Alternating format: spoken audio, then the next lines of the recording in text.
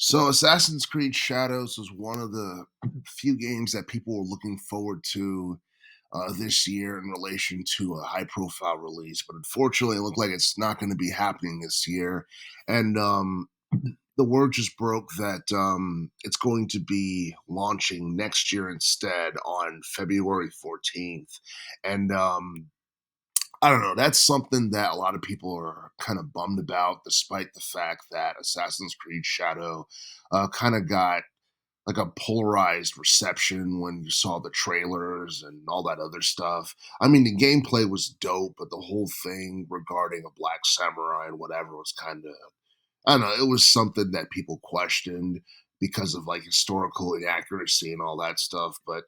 I don't know, as long as Assassin's Creed Shadow is a good game, I don't think a lot of people would mind. They could probably overlook that, especially considering the fact that Ubisoft is trying to, I guess, go back to focusing on more um,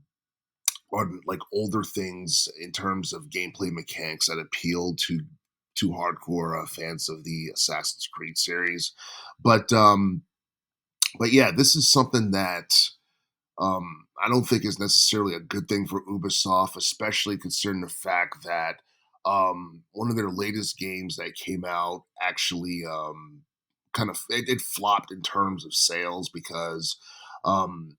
like Ubisoft even mentioned that Star Wars Outlaws, which came out back in I believe late August,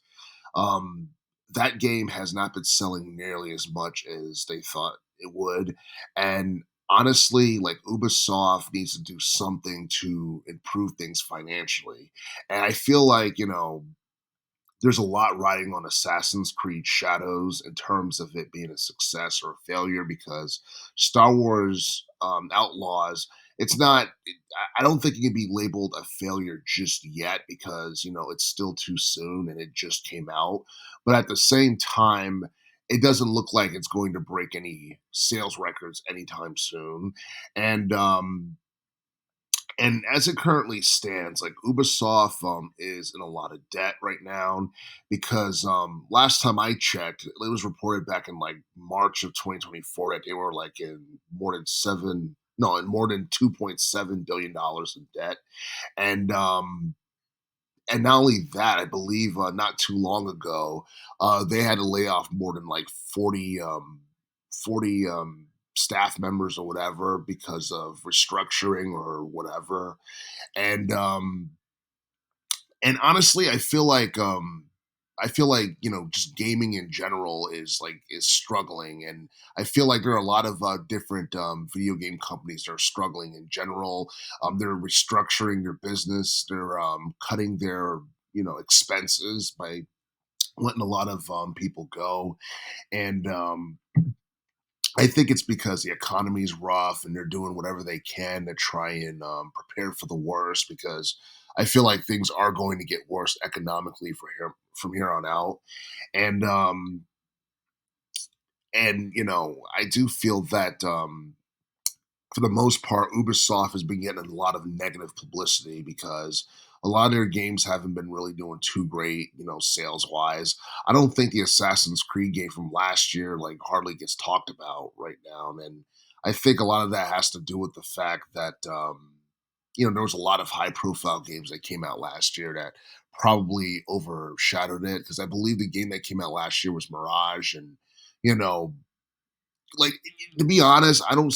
see or hear a lot of people talking about games from 2023. It seems like every year we focus on the games that came out within that year or whatever. I don't even hear people talking about Baldur's Gate 3 anymore. So